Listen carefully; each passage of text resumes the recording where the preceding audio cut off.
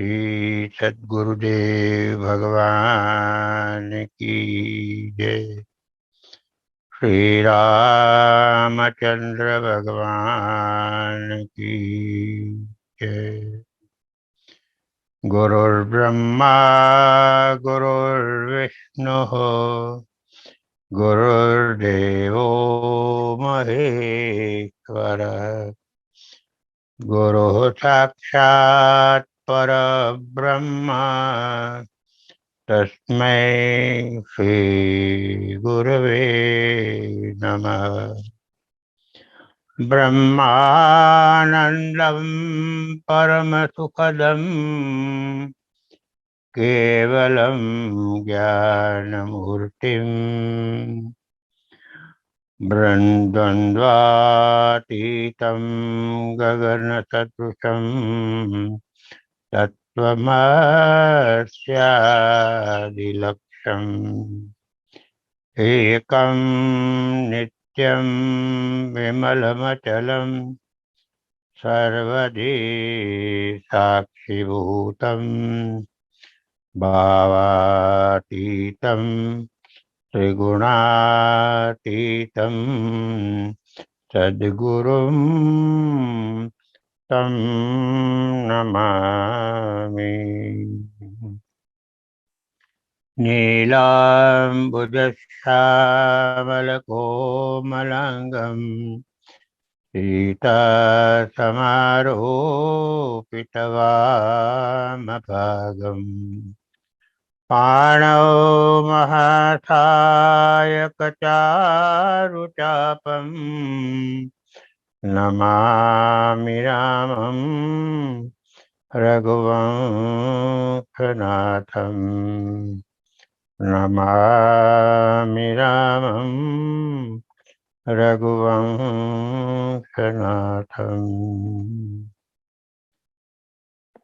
श्री सद्गुरुदेव के सन्निधि में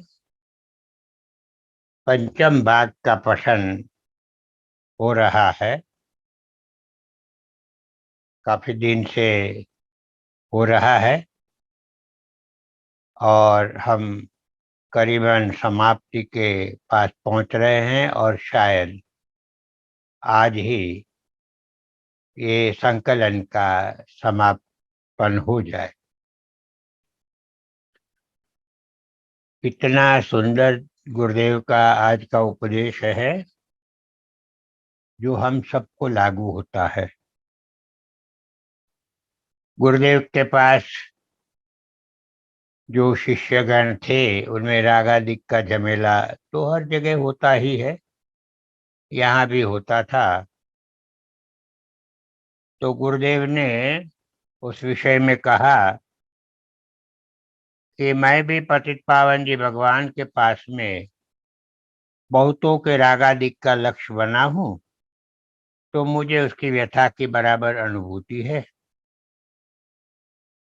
मेरी व्यथा का एक क्षण में ही नाश हो गया था जब से पतित पावन जी भगवान ने मुझे अति संक्षेप में सूत्र की भाषा में इतना ही कहा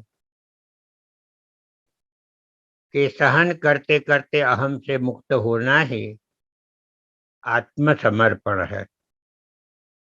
मैं इसे फिर से पढ़ता हूँ। सहन करते करते अहम से मुक्त होना ये आत्मसमर्पण है। गुरुदेव ने एक दोहा लिखा है जिसकी स्मृति हो गई। सहन करे सो संत है, क्रोध करे सो क्रूर, बना संत बंदत जगत, क्रोधन के शिर धूर। आत्मसमर्पण की प्रत्येक क्षण दिव्य कसौटी के अग्नि में से पसार होने के समान है और अग्नि में से पसार होते होते अहम का नाश होता रहता है और आत्मिक सूर्य प्रखर प्रकाशित होता है और सूर्योदय से रात दूर होती है।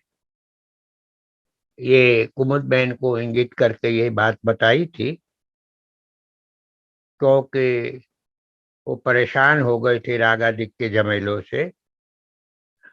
ध्यान के बारे में पूज्य गुरुदेव ने बताया, ध्यान के दो प्रकार है, सेवा ध्यान और मानसिक ध्यान। पूजन अर्चन में भी ध्यान होता है सो सेवा ध्यान। मानसिक ध्यान द्वारा प्रभु का सामीप्य भाव आता है। ईश्वर तत्व जानने के लिए जो सच्चे जिज्ञासु है वह अपना वास्तविक कल्याण चाहते हैं और चाहत लगन सहित साधन करना चाहिए। सच्चे साधक को ईश्वर सन्निधि प्राप्ति के मार्ग का निर्देश वाक्यों द्वारा इंगित किया जाता है। अपने निश्चय से डिगाने में सहाय करे वह सत्संग को त्याग देना चाहिए। जाको संग मति हरण करे, वाको न राखो संग। जाको संग राखे बने, तो कर डालो अपंग। राग द्वेष का संग न छूटे तो राग द्वेष को अपंग कर देना। रागादिक आत्मा के अशुद्ध परिणाम है, विशुद्ध आत्मा ही परमात्मा है। शुभ और अशुभ की मन की कल्पनाएं हैं। भागवत धर्म श्री मानस जी में है, सो अनन्य जाके ऐसी मति न टराय हनुमंत। मैं सेवक सचराचर, रूप राशि भगवंत। साधन करके अपने दुख को भूल जाना चाहिए। भजन करना हो तो जन संपर्क से अलग रहना ही उत्तम है। जितना कम संपर्क उतना ही लाभ होगा। संग करने की इच्छा होने पर वृक्षों से बात करो जिससे आनंद आवे और कदापि उद्वेग होने का संभव न रहे। मौन रहो और आनंद करो। व्यर्थ की बातें तो होती हो तो वहां से चल देना। संकोच वशात न उठ सके तो मौन होकर चित्त बात में न देकर जाप करना। व्यवहारिक बातों का अभाव होना चाहिए। मौन रहत सबसे भलो, मिले बहुत गुण आए। मौन रहने से बहुत गुणों की प्राप्ति होने लगती है। वाणी और संयोग प्रतिकूल होने पर भी व्यथित न होवे सो ही धर्मशील है। आत्मानुभव होने के बाद जिसे अनुकूलता या प्रतिकूलता आने पर व्यथित न होते, ध्येय में आगे बढ़ने में ह्रास न होने से ध्येय पूर्ति हो जाने में कोई संदेह नहीं रहता। साधन का कार्य कठिन अवश्य है पर अनुभव बिना का नहीं। एक स्थान पर शांति से रहकर नियमित रीति से साधन करने पर अनुभव होता है। साधन करके स्वतः अपने दुख को भूलो, दूसरों के पास रोने से कुछ न होगा। साधन में प्रकृति का प्रमादी विघ्न करना स्वाभाविक है। कारण की साधक उसकी दासता से मुक्त हो जाए ये उसे पसंद नहीं। वह उसे दास बनाना चाहता है। प्रकृति जनित स्वभाव शीघ्र बदलता नहीं। नेम कठिनता से मीठा होता होगा। साधन के विघ्न साधन में उन्नति के सूचक है।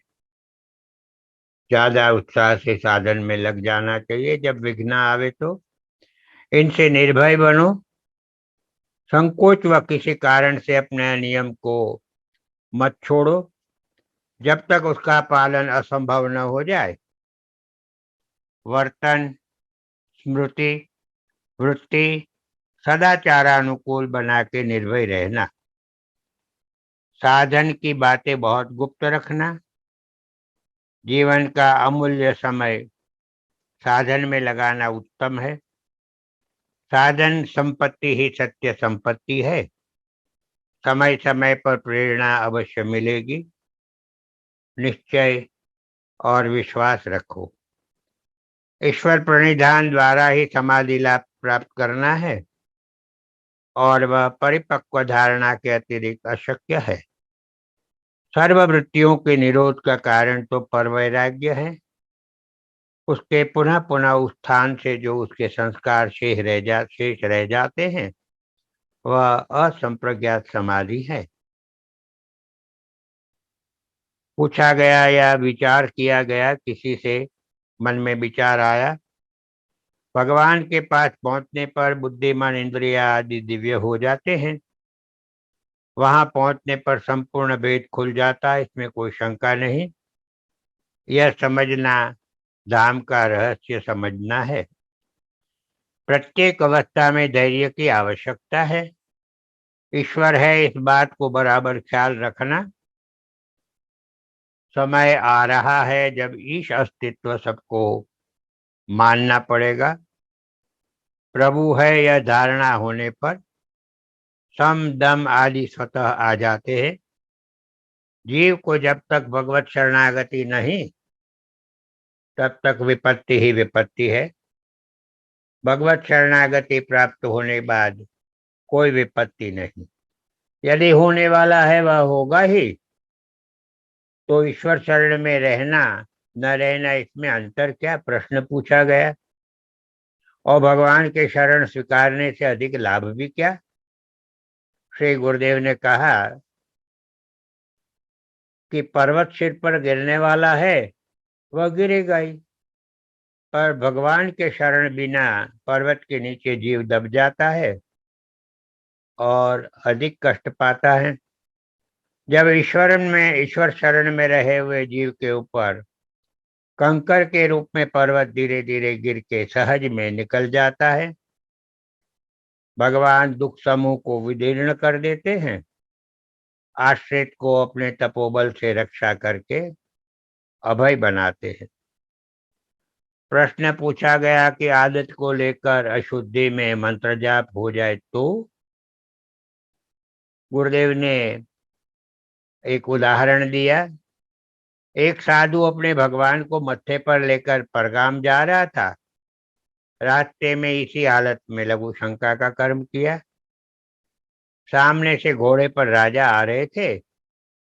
उन्होंने यह देख लिया तो अशुद्धि का प्रश्न किया।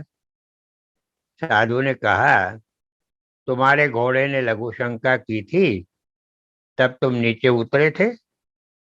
मैं भी मेरे ठाकुर जी की असवारी का घोड़ा हूँ, तो फिर आपको शंका क्यों हो गई कि भगवान अपवित्र हो जाएंगे। मंत्र जाप का ठीक इसी तरह है। न दोषो मानसे जापे, सर्वदेशे च सर्वदा। कली में नाम से बढ़कर आत्मोन्नति का दूसरा साधन नहीं है। कली में नाम कल्पतरु है। कुछ प्रश्नावलियों का चैप्टर है, प्रकरण, और ये सब संकलन अभी तक का जो पठन हुआ है उसी में से लिया हुआ है। अब एक घटना घट गई, बड़ी सुंदर। गुरुदेव तो बड़े कृपालु थे ही।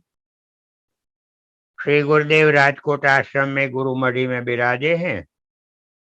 साथ में माँ हरिभाई, जयंती भाई, जोबन पुत्रा भी बैठे हैं। सुभद्रा बहन की बहन लीला बहन अपने 7-8 साल के पुत्र अश्विन के साथ दर्शन को आई। श्री गुरुदेव ने प्रेम से बुलाकर अश्विन को एक पेड़ा दिया और अश्विन को बुलाकर बोले, बोलो जय श्री राम। गुरुदेव अंतर्यामी सब कुछ जानते ही थे कि ये बालक गूंगा है, मूंगा है, बोल नहीं पाएगा। तो उसके माता पिता कुछ कहे, उसी के पहले उसे पेड़ा दिया और कहे कि बोलो जय श्री राम। ऐसे बात की शुरुआत हो गई। अश्विन कुछ बोला नहीं, बोल ही नहीं पाता था, मूक था। सबको शंका थी कि वह मूक ही रहेगा। लीला बहन की वेदना बढ़ गई, रोने लगी। देखते ही श्री गुरुदेव ने पूछा, क्यों, क्या हो गया लीला, अभी तो शांति से बैठी थी। माँ ने हकीकत बता दी कि अश्विन मूक है और बोल नहीं पाता है। श्री गुरुदेव का, अच्छा है ना, ज्यादा राम राम करेगा, न कुछ बोलेगा, न क्रोध वचन बोलेगा, न गालियां न कुवचन बोलेगा। अरे लीली, तू तो बहुत दुखी हो रही है। लीलाबेन ने कहा, गुरुदेव मेरी अनुपस्थिति में अश्विन को नौकर चाकर के हाथ में रहना होता है, तब अश्विन की दशा क्या होए। भूख तरस और दूसरी इच्छा किसको और कैसे बतावे। श्री गुरुदेव ने कहा, इसमें क्या बड़ी बात है। श्री गुरुदेव ने फिर से अश्विन को अपने पास बुलाया और प्रसादी का दूसरा पेंडा हाथ में पकड़कर बोले, तुम जब तुम्हारे पिताजी का नाम बोलोगे तभी यह दूंगा। बोलो। जेठालाल। अश्विन बोला, जेठालाल। ऐसे तुतला के उसने पूरा नाम बोला। तब से अश्विन की वैखरी वाणी खुल गई और बिल्कुल अच्छी प्रकार से बोलने लग गया। सबको आनंद हो गया। अब आज अश्विन स्पष्ट वाणी बोलते हैं और ऑटोमोबाइल्स के व्यवसाय में एक सफल सेल्समैन का कार्य करते हैं। कड़क हाथों से काम लेना चाहिए। गुरुदेव भगवान बता रहे हैं, वैराग्य राज्य जिसमें कोई ठिकाना नहीं है। पारमेष्ठी राज्य सबसे उत्तम है। परमात्मा को साक्षी रखकर उनकी ओर से पंचायती राज कर रहे थे, वह पंचायती राज था। अभी तो यही राज है कि हमने लिया सो तुम भी लेना और इन गधों को जाने देना। भगवान सबको सद्बुद्धि देवे। धर्मनिरपेक्षता का अर्थ जो समझा गया है उससे अति खराबी हुई है। निरपेक्षता यानी सर्वधर्म सहिष्णुता होनी चाहिए, न कि धर्म नहीं मानना। यह हमारे चित्त से ही उठ गया है कि धर्म वह चीज है जो हमें नीचे की ओर नहीं जाने दे। मौज शौक बढ़ रहे हैं, उनकी पूर्ति के लिए चोरी, अनीति आदि बढ़े हैं और इसी को चतुरता समझी जाने लगी। तब काला बाजार का जन्म हो गया। इसमें अनाप शनाप कर डाला गया है, वह भी एक मुख्य कारण है। मध्यम वर्ग को तंग किया जाता है, ऊंचे को कोई पूछता नहीं है। प्रधान जी के यहाँ कानपुर में यज्ञोपवीत था, तब मैं कानपुर में था। सिंघानिया के बगीचे में समारंभ था। उनके लड़के को देने को 52 तोले 520 ग्राम सोने का यज्ञोपवीत बनाया था। भेंट का यह रूप था। खैर, ऐसी वस्तुओं को खोजना नहीं है। हाल में ऐसा ही चल रहा है। पहले शासनकर्ताओं में कड़ाई होनी चाहिए, उनको परद्रव्य काष्ठवत होना चाहिए। जो पकड़े जाए उनके साथ कड़क हाथों से काम लेना चाहिए। खाद्यान्नों में मिलावट करने वालों में से 2-5 को तो शूली फांसी पर चढ़ा देना चाहिए, ताकि जन समूह के प्राणों के साथ ऐसा खिलवाड़ कोई न करे। डर बैठाना चाहिए। सामूहिक हिंसा को रोकने के लिए 2-5 की हिंसा नीति के लिए शासन के द्वारा होवे तो अहिंसा की पुष्टि होती है और लोगों में नीति बढ़ेगी। एरण की चोरी करे, करे सुई का दान, और ऊपर चढ़ चढ़ के देखत अब आवत है विमान। प्रेम करना तो ऊंचे तत्व को करना। गुरुदेव भगवान बता रहे हैं कि अंतकरण की शुद्धि के बिना सब व्यर्थ है। पहले जीवन मुक्त, पीछे विदेह मुक्त। सारा विश्व अपने उदर में खींच करके लिया तो वह कृष्ण। व्यापकत्व नाम में ही है। भगवान का नाम कृष्ण है, उस नाम में ही उनका व्यापकत्व है, क्योंकि उनके उदर में ही सारा विश्व है। हमारे मन को केंद्रित करने को, ईश्वर को इष्ट देव में हम केंद्रित करते हैं, फिर आराध्य देव ही व्यापक है। उसमें दुराग्रह नहीं होना चाहिए। वो ही राम, वो ही कृष्णा, वो ही शिव है, वो ही देवी है। मानसी अष्टयाम सखी भाव से श्री युगल सरकार की सेवा पूजा करने वालों में एक ही भाव प्रधान रहता है कि प्रियतम को सेवा द्वारा सुख पहुंचाना और सेवा सुख से प्रसन्न करना सखी भाव वालों को प्रिय लगता है। अपने को भी भगवान और भगवती के सम्मुख सेवा में उपस्थित रखते हैं, अर्थात दिव्य धाम में आठों याम स्वयं उपस्थित रहते हैं। सेवा पूजा में किंचित मात्र भी त्रुटि या खांगा नहीं होने देते। यह मानसी भाव की उच्चतम भूमिका की अवस्था है। यहाँ दिव्य धाम में अखंड एक रस अक्षय आनंद सखियों को प्राप्त होता रहता है।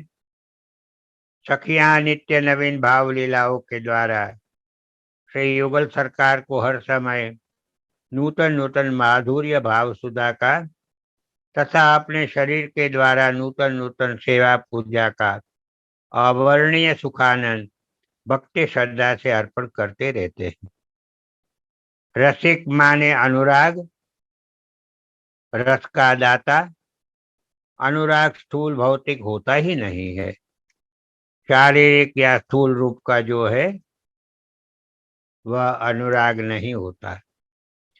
प्रेम करना तो ऊंचे तत्व को करना, नाशवंत क्षणिक से प्रेम करना व्यर्थ नहीं है क्या? जगत में किसी से प्रेम करना है तो सदा सर्वदा रहने वाले अचल, अमर, अनादि शाश्वत ऐसे ईश्वर से मन जोड़ो और उनसे प्रेम करो। उस ईश्वर का यदि निराकार शून्य रूप हो तो उस पर भी मन नहीं टिकता। इसीलिए परब्रह्म परात्पर प्रभु सगुण साकार स्वरूप में, सुंदर स्वरूप में प्रकट होते हैं। उसी परात्पर परमेश्वर श्री राम या श्री कृष्ण के सुंदर सलोने स्वरूप का दर्शन करने पर पापियों के पाप, दुखियों के दुख और संतप्तों के ताप पीड़ा दूर हो जाते हैं। उसी परमेश्वर के नाम लीला गुण श्रवण कथन से भी यही प्रभाव ठोस अनुभूति में आता है। करके देखो भाई। श्री गुरुदेव के हस्ताक्षरों में कुछ श्री गोवर्धन भाई और सुरेश भाई से प्राप्त हुए हैं, जिसमें गुरुदेव ने त्र्यंबक में, जो नासिक के पास त्र्यंबकेश्वर है, गुरुदेव ने लिख के दिया। गीता जी में श्री भगवान ने संसार को अश्वत्थ वृक्ष कहा है, कारण कि अश्वत्थ का वृक्ष दीर्घायुषी है अन्य वृक्षों से। अश्वत्थ का उपयोग प्रथम हुआ, अन्य वृक्षों से भगवद विभूति विशेष है। संसार को वृक्ष की उपमा इस कारण दी कि वृक्ष जैसा ही इसका क्रम है। यदि मन साक्षी है कि तुम्हारे आचरण से प्रभु प्रसन्न होंगे तो जगत बुरा माने तो हानि क्या। काल का प्रभाव सबके व्यापता है, पर सज्जन उसकी गति से धीरज में अडिग रहते हैं। मेरा शरीर और दुख संभवतः एक ही साथ जन्मे हैं। मेरे लिए तो यह परम सत्य है कि दुख मेरा छोटा भाई है और उस पर वात्सल्यता में तुमको हरकत क्या। कभी मत विचारो कि दुख अपना अंग नहीं। तुम खूब विचारो, संपत्ति और पोजीशन बिना अनिति के शीघ्र हाथ नहीं लगेगी। उसी की इच्छा भ्रम है। गृहस्थ को जो भूषण है, साधु को वह दूषण है। जीवन में जब अनिति आती है तब मित्र का मार्गदर्शन भी शत्रुवत चुभता है। देखो, अनिति से एकत्र संपत्ति से तो नीति मात्र की दरिद्रता बहुत अच्छी है और परिणाम कभी विचार नहीं करता।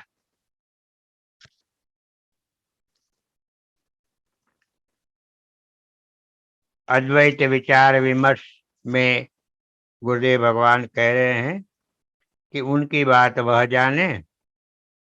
मेरा भाव था कि तुमको कष्ट नहीं, और तुम जब तक साथ रहो तुम्हें मदद करे।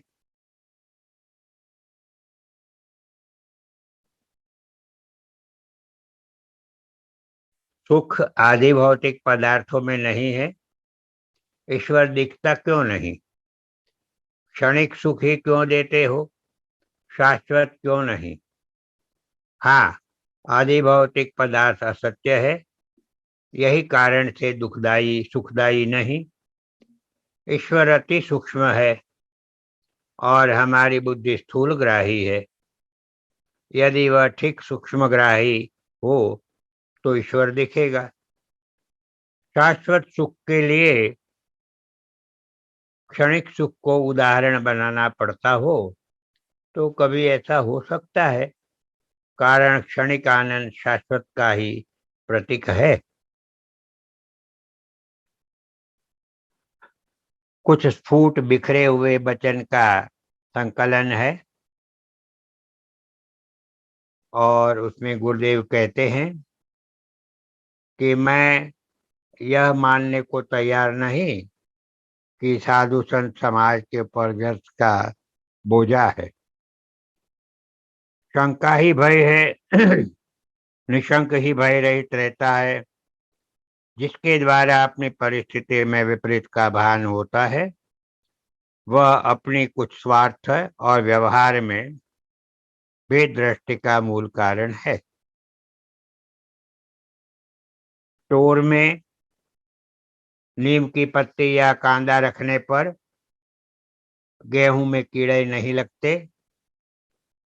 नमक के बड़े कंकड़ डालने से घी नहीं बिगड़ता।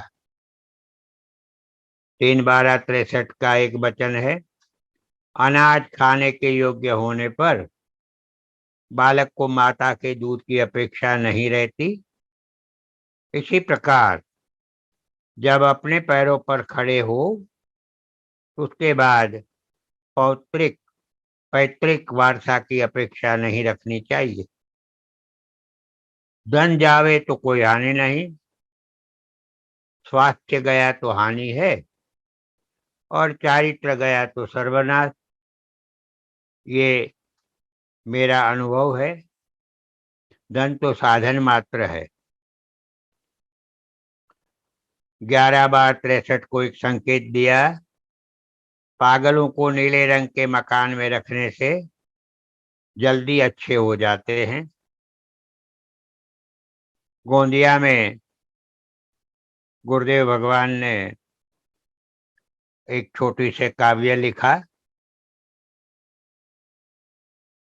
पढ़ा पढ़ा क्या कर रहा है रे मूर्ख नादान, दर्पण रखकर सामने निज स्वरूप पहचान। निज स्वरूप पहचान नुमाइश मेले वाले, जुग जुग करे सलाम खोमचे ठेले वाले। कह काका कवि साग मिठाई मेवा बर्फी, चरना चाहे मुफ्त पुलिस में हो जा भर्ती। कोतवाल बन जाए तो हो जावे कल्याण, मानव की तो क्या चली डर जाए भगवान।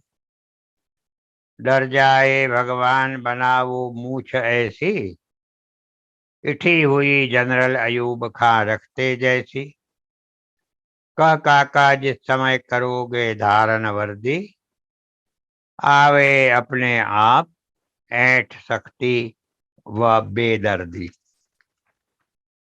एकांतवासी समाज सेवा नहीं करता है, यह केवल विकल्प मात्र है। एकांत सेवी महात्माओं के परमाणु ही समाज सेवा में रहने वालों को सुख प्रेरणा देते हैं। एकांतवासी सदैव राष्ट्र और समाज के हित निमित्त प्रयत्नशील रहते हैं। एकांत चिंतन बिना प्रकाश मिलना असंभव ही है। किसी समस्या को हल करने को मन को एकांत की आवश्यकता है ही। 28/6/64 जयपुर में विराज रहे थे। तब गुरुदेव भगवान ने कहा, अपनी दुखप्रद अथवा क्रोधोत्पन्न वाली घटना घटे, उसका सामना 6 घंटे बाद करो, तत्काल सो जाओ, पीछे उसका जवाब दो। आधुनिक जीवी सत्य पथ पर है, यह कैसे कह सकते हैं? आधुनिक जीवन आगे बढ़ रहा है, यह भूल है, पर पीछे जा रहा है।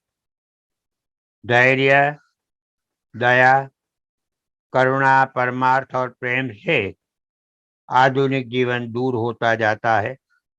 गया में गुरुदेव पधारे थे यात्रा के लिए। वहाँ का कुछ संकलन है भक्तों के द्वारा किया हुआ। जब मन अशांत हो तब ईश्वर स्तवन करो, जब मन शांत हो तब ईश्वर ध्यान करो, जब मन विक्षिप्त हो तब ईश्वर प्रार्थना करो, जब दोष न दिखे तो दूसरों के दोष भी न देखो, जब कोई भी सहायक न देखो तब निष्ठा का सहारा लो। 14/10/64 को गुरुदेव ने माताओं को स्तन की जो गांठ होती है उसका इलाज बताया। हल्दी के चूर्ण को ग्वार पाठे के रस में मिलाकर गुनगुना, एकदम उबले वैसा नहीं, थोड़ा गर्म करके लगाने से स्तन की सूजन या गांठ दूर हो जाती है। दीपावली के दिन कहा, जब यदि निर्लेप रहना है तो वैराग्य के सच्चे स्वरूप को पहचानो। विषय क्षणिक है पर स्थायी जैसे लगता है, इसी का नाम है भ्रम। तुम जो चाहते हो वे कैसे प्राप्त हो? कारण चाहना ही उसका बाधक है। 17/3/65 जानकी कुंड में गुरुदेव भगवान का वचन, जब मन पर क्षोभ छाए तब नाम स्मरण करो। मान अपमान भ्रम है, इसके पीछे आध्यात्मिक सत्ता का नाश न करो। तुम जब अपने भीतर खोजोगे तब तुम्हारा मन पवित्र ही होगा। कौन कहता है कि साधन से अनुभूति नहीं होती? पर साधन विचार पूर्वक करो। गुरुदेव 30/3/65 नाथ द्वारा विराज रहे थे। श्रोताओं को कहा, जब मन परेशान लगे तब कोई अच्छा कवि स्मरण करो, जब मन प्रसन्न हो तब हरि स्मरण करो, जब मन में क्षोभ हो विषयों पर जावे तब संसार की अनित्यता का विचार करो, और जब मन निरुत्साही हो तब किसी स्थूल कार्य में लगा दो। जीवन अमूल्य है, इसे व्यर्थ न जाने दो। इच्छाओं का उद्गम स्थान है मन। शुद्धि, वह जिसमें मन भले प्रकार का व्यवहार करे, मन में क्रोध का रंच मात्र अंश न रहे, वही महान है। सत्य का संग कुसंग का नाश करता है। प्रमाद आरोग्य का शत्रु है, कुविचार बुद्धि का शत्रु है, अहंकार आध्यात्मिक मार्ग का शत्रु है, सहनशीलता कुसम का शत्रु है, दंभ व्यवहार का शत्रु है, हठ सभ्यता का शत्रु है। कटु बोलना नहीं, उत्पीड़क मनो मत, मन को समतोल रखो। कठोर बोलने से प्रेम का अभाव होता है। इस प्रकार से ये स्फुट वचन जो आगे संकलन हुआ है उसी में से भी ये आ गया है। इस प्रकार गुरुदेव के अमृतवाणी का संकलन सदगुरुदेव की सन्निधि में पंचम भाग समाप्त हो रहा है। करीबन 2 महीने तलक इसका पठन रहा। भक्तों ने धैर्य धारण करके इसका नित्य प्रति श्रवण किया। उन सब के लिए मैं सभी भक्तों का आभारी हूँ। हम आज समापन के वक्त नित्य प्रति की प्रार्थना करें विश्व कल्याण के हेतु, क्योंकि विश्व महामारी से काफी पीड़ित हो रहा है। सर्वे भवन्तु सुखिनः, सर्वे सन्तु निरामया, सर्वे भद्राणि पश्यन्तु, मा कश्चित् दुःखमाप्नुयात्। ओम शांति शांति शांति।